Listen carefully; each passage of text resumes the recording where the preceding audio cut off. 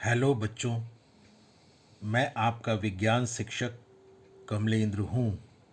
आज हम लोग कक्षा 9 विज्ञान एनसीईआरटी के अध्याय 2 क्या हमारे आसपास के पदार्थ शुद्ध हैं के अभ्यास की प्रश्न संख्या 9, 10 व 11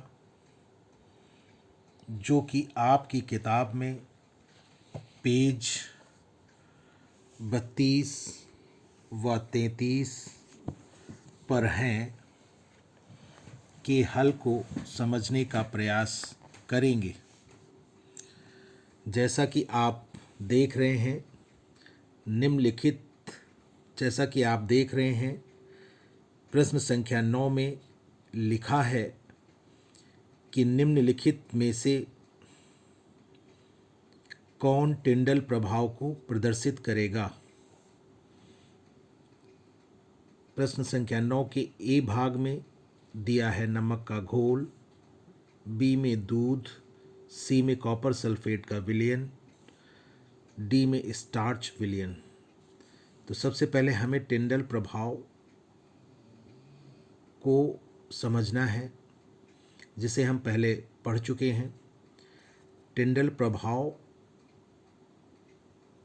हमें वास्तविक विलयन में नहीं दिखाई पड़ता है। टिंडल प्रभाव केवल कोलाइडी विलयन या निलंबन में दिखाई पड़ता है। कोलाइडी विलयन में टिंडल प्रभाव आप सदैव देख सकते हैं। निलंबन में हम केवल उन परिस्थितियों में टिंडल प्रभाव देख सकते हैं जबकि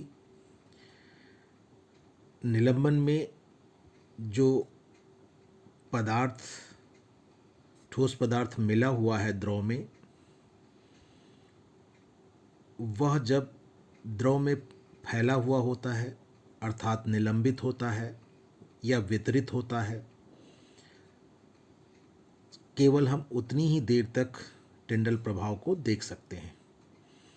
जब निलंबन में ठोस पदार्थ के कण तली में बैठ जाते हैं तब हम टिंडल प्रभाव को निलंबन में नहीं देख पाते हैं। आप जानते हैं टिंडल प्रभाव में प्रकाश की किरणें कोलाइडी कणों के द्वारा या निलंबन में उपस्थित ठोस के कणों के द्वारा फैल जाती हैं या बिखर जाती हैं और इसी कारण हमें कोलाइडी विलयन में और निलंबन में प्रकाश की किरणों का मार्ग दिखाई देने लगता है और यही टिंडल प्रभाव कहलाता है। तो यहाँ पर हम ए भाग में देखें तो नमक का घोल लिखा हुआ है। हम जानते हैं नमक का घोल वास्तविक विलयन होता है और इसलिए इसमें टिंडल प्रभाव हमें नहीं दिखाई पड़ेगा, अर्थात यह विलयन या यह मिश्रण टिंडल प्रभाव को प्रदर्शित नहीं करेगा। इसी प्रकार सी पार्ट में जो कॉपर सल्फेट का विलयन दिया है इसमें भी टिंडल प्रभाव हमें नहीं दिखाई पड़ेगा, अर्थात यह विलयन भी टिंडल प्रभाव को प्रदर्शित नहीं करेगा क्योंकि यह भी वास्तविक विलयन होता है। और बी पार्ट और डी पार्ट में दूध और स्टार्च विलयन दिए गए हैं। ये दोनों ही विलयन कोलाइडी विलयन होते हैं और इसलिए ये टिंडल प्रभाव को प्रदर्शित करेंगे। तो अब आप समझ गए होंगे कि प्रश्न संख्या 9 में ए पार्ट और सी पार्ट में जो मिश्रण दिए गए हैं वे कोलाइडी विलयन को टिंडल प्रभाव को प्रदर्शित नहीं करेंगे। केवल बी पार्ट में जो मिश्रण दिए गए हैं वे ही अर्थात दूध और स्टार्च विलयन ही टिंडल प्रभाव को प्रदर्शित करेंगे। प्रश्न संख्या 10 में लिखा है निम्नलिखित को तत्व, यौगिक तथा मिश्रण में वर्गीकृत करें।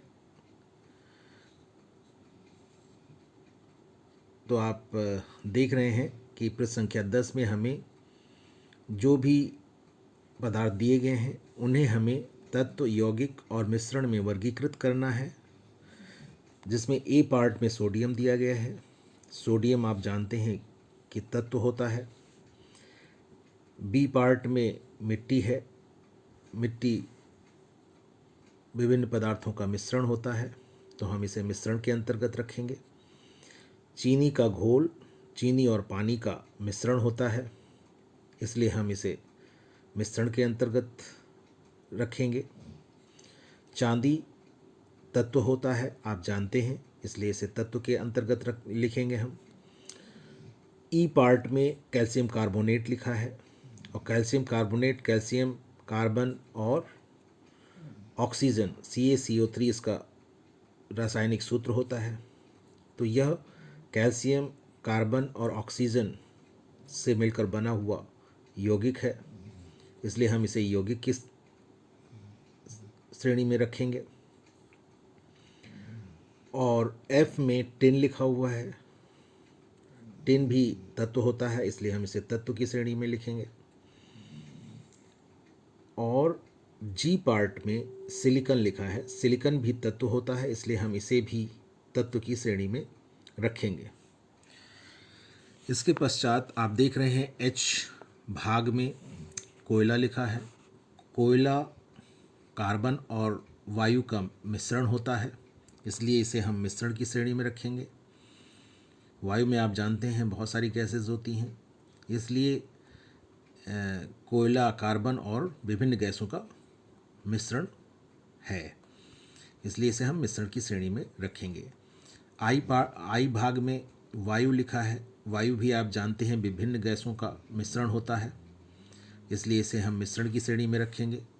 जे पार्ट में साबुन लिखा हुआ है, और साबुन सोडियम या पोटेशियम का एक लवण होता है, अर्थात रासायनिक यौगिक होता है, इसलिए इसे हम यौगिक की श्रेणी में रखेंगे। के भाग में दिया गया है मीथेन। मीथेन एक गैस होती है जो कार्बन और हाइड्रोजन से बनी हुई होती है, और इसलिए हम इसे, यह रासायनिक यौगिक होता है, इसलिए हम इसे यौगिक की श्रेणी में लिखेंगे। और यहाँ पर आप एल पार्ट में या एल भाग में कार्बन डाइऑक्साइड लिखा हुआ देख रहे हैं। कार्बन डाइऑक्साइड कार्बन और ऑक्सीजन का यौगिक है, इसलिए आप इसे यौगिक की श्रेणी में लिखेंगे। एम पार्ट में रक्त दिया गया है। रक्त भी एक मिश्रण होता है। रक्त में विभिन्न पदार्थ घुले हुए होते हैं। यह एक जटिल विलयन की तरह होता है, जिसमें कुछ पदार्थ विलयन के रूप में मिश्रित होते हैं, कुछ पदार्थ इसमें कोलाइडी विलयन की तरह, अर्थात कोलाइडी कणों के रूप में मिश्रित होते हैं, और कुछ पदार्थ ऐसे होते हैं जो निलंबित होते हैं, अर्थात एक निलंबन भी बनाते हैं। तो यह एक जटिल मिश्रण है या जटिल विलयन है। जैसा कि आप रक्त के बारे में आपने जीव विज्ञान में पढ़ा भी होगा, रक्त में मुख्य भाग जो होता है उसमें आप प्लाज्मा और लाल रक्त कोशिकाओं, श्वेत रक्त कोशिकाओं और प्लेटलेट्स आदि को रख सकते हैं, जिसमें प्लाज्मा द्रव वाला उसका रक्त का भाग होता है,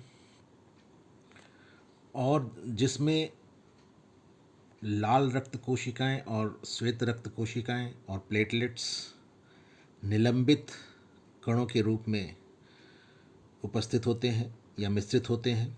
तो इस प्रकार हम रक्त को विभिन्न पदार्थों का मिश्रण कहेंगे, और इसे हम कोलाइडी विलयन के अंतर्गत भी लिखते हैं। तो रक्त आप मिश्रण के अंतर्गत लिखेंगे। इस प्रकार आपको स्पष्ट हो गया होगा कि रक्त कई पदार्थों का मिश्रण होता है। और अब हम प्रश्न 11 को देखें, जिसमें लिखा है निम्नलिखित में से कौन कौन से परिवर्तन रासायनिक हैं। आप देख रहे हैं ए भाग में लिखा गया है पौधों की वृद्धि। तो अगर हम पौधों की वृद्धि पर गौर करें तो उसमें नई कोशिकाएं बनती हैं, अर्थात नए पदार्थ बनते हैं, और इस कारण हम यह कहेंगे कि यहाँ पौधों की वृद्धि जब होती है तब रासायनिक परिवर्तन होते हैं। इसी प्रकार बी भाग में लोहे में जंग लगने की बात कही गई है। लोहे में कैसे लगता है, यदि आप उस पर गौर करें तो लोहा जब भी नमी और ऑक्सीजन के संपर्क में या वायु के संपर्क में आता है तो उसके पश्चात उस पर जंग लगता है, अर्थात लोहा ऑक्सीजन के साथ और जल के साथ अपक्रिया करके एक लोहे का ऑक्साइड, भूरे रंग का लोहे का ऑक्साइड बनाता है, और इसी को हम लोहे का जंग कहते हैं। तो इस प्रकार लोहे में जंग लगना एक रासायनिक अपक्रिया के फलस्वरूप होता है, इसलिए हम लोहे में जंग लगने को रासायनिक परिवर्तन के अंतर्गत लिखेंगे। सी पार्ट में सी भाग में आप देख रहे हैं लोहे के चूर्ण और बालू को मिलाना। आप जानते हैं लोहे के चूर्ण और बालू को जब मिलाया जाता है तो उसे हम पृथक भी कर सकते हैं चुंबकीय विधि के द्वारा, इसलिए हम, और यहाँ पर कोई नया पदार्थ नहीं बनता है। उस मिश्रण में लोहे के गुण और बालू के गुण विद्यमान रहते हैं, और ये सब गुण भौतिक परिवर्तन के अंतर्गत आते हैं, अर्थात इसमें कोई नया पदार्थ नहीं बन रहा है, इसलिए हम यह कह सकते हैं कि यहाँ पर भौतिक परिवर्तन है, रासायनिक परिवर्तन नहीं है, इसलिए सी को हम रासायनिक परिवर्तन के अंतर्गत नहीं लिखेंगे। डी भाग में खाना पकाना लिखा हुआ है। जो खाद्य पदार्थ होते हैं, खाने में विभिन्न प्रकार के खाद्य पदार्थ होते हैं, और जब हम उन्हें पकाते हैं तो हम उन्हें ऊष्मा देते हैं, जिसके कारण उनका ताप बढ़ता है, और ताप बढ़ने पर विभिन्न रासायनिक अपक्रियाएं वहाँ पर संपन्न होती हैं, इस कारण नए पदार्थ बनते हैं, इसलिए हम खाना पकाने को रासायनिक परिवर्तन के अंतर्गत लिखते हैं, और यहाँ पर आपको यही लिखना है, खाना पकाना रासायनिक परिवर्तन के अंतर्गत लिखेंगे आप। ई भाग में आप देख रहे हैं भोजन का पाचन। भोजन का पाचन जब होता है तो जो जटिल रासायनिक यौगिक होते हैं वे सरल और छोटे रासायनिक यौगिकों में टूटते हैं या विघटित होते हैं या अपघटित होते हैं, तो इस दौरान भी नए पदार्थ बनते हैं, अर्थात यहाँ पर रासायनिक अपक्रियाएं संपन्न होती हैं, और इसलिए हम भोजन के पाचन को रासायनिक परिवर्तन के अंतर्गत लिखते हैं। एफ भाग में आप देख रहे हैं जल से बर्फ़ बनना लिखा है, और जल को आप जानते हैं वह द्रव अवस्था में होता है, बर्फ़ ठोस अवस्था में होता है।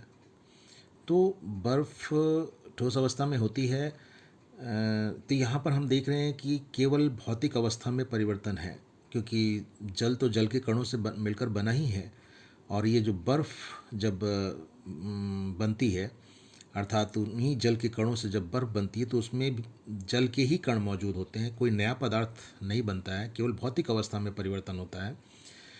तो चूँकि यहाँ पर कोई नया पदार्थ नहीं बन रहा है, केवल भौतिक अवस्था में परिवर्तन हो रहा है, इसलिए हम कहेंगे कि यहाँ पर जो परिवर्तन है वो भौतिक परिवर्तन है, रासायनिक परिवर्तन नहीं है, इसलिए हम इसे रासायनिक परिवर्तन के अंतर्गत नहीं लिखेंगे। अब हम अंतिम जो जी भाग दिया गया है उसमें लिखा है मोमबत्ती का जलना, उस पर हम गौर करें तो हम ध्यान दें तो हम कह सकते हैं कि जब मोमबत्ती जलती है तो उस दौरान विभिन्न प्रकार की गैसें उत्पन्न होती हैं, और जिसमें कार्बन डाइऑक्साइड और जल वाष्प मौजूद होती है, और अर्थात नए पदार्थ बन रहे होते हैं उस समय, तो निश्चित रूप से रासायनिक अपक्रिया वहाँ पर संपन्न हो रही है, और इस कारण हम इसे रासायनिक परिवर्तन में लिखेंगे। लेकिन हमें यह ध्यान रखना है कि जब मोमबत्ती जलती है तो उस दौरान मोम भी पिघलता है, और मोम का पिघलना भौतिक परिवर्तन के अंतर्गत आता है। तो इस दौरान हम ये कह सकते हैं कि दोनों ही तरह के परिवर्तन यहाँ पर हो रहे होते हैं। भौतिक परिवर्तन भी हो रहा होता है, रासायनिक परिवर्तन भी हो रहा होता है। जब मोम पिघलता है तो वह भौतिक परिवर्तन है, और मोमबत्ती का जलना का अर्थ हुआ कि मोम जल रहा है, या मोमबत्ती जब जलती है तो उस समय जो विभिन्न पदार्थ बनते हैं, रासायनिक अपक्रियाएँ जो संपन्न हो रही होती है, उसके कारण वहाँ पर कार्बन डाइऑक्साइड गैस और जलवाष्प बनती है, ऊष्मा निकलती है, प्रकाश उत्पन्न होता है। ये सब रासायनिक अपक्रिया के दौरान होता है। तो यदि कभी भी प्रश्न में ये लिखा हो कि मोमबत्ती का जलना किस प्रकार का परिवर्तन है, तो वहाँ पर आप रासायनिक परिवर्तन ही लिखेंगे, क्योंकि जलने की जो क्रिया होती है उसमें विभिन्न प्रकार के पदार्थ यहाँ पर जो मैंने बताए हैं वे बनते हैं। और जब मोमबत्ती जलती है तो उस दौरान मोम भी पिघलता है, तो वह भौतिक परिवर्तन है। यदि मोम का पिघलना आपसे पूछा जाए कि किस तरह का परिवर्तन है, तब आप लिखेंगे भौतिक परिवर्तन। और जब मोमबत्ती के जलने को लिखा जाता है तो आप लिखेंगे रासायनिक परिवर्तन। लेकिन उस दौरान भौतिक परिवर्तन भी हो रहा होता है, अर्थात मोम पिघल रहा होता है। तो यहाँ पर आपने देखा कि प्रश्न संख्या 11 में पौधों की वृद्धि, लोहे में जंग लगना, खाना पकाना, भोजन का पाचन और मोमबत्ती का जलना, ये सभी रासायनिक परिवर्तन हैं, और यही आपको इसमें लिखना था। तो इस प्रकार आपने प्रश्न संख्या 9, 10 और 11 के हल को समझ लिया होगा। इस वीडियो में बस इतना ही। धन्यवाद।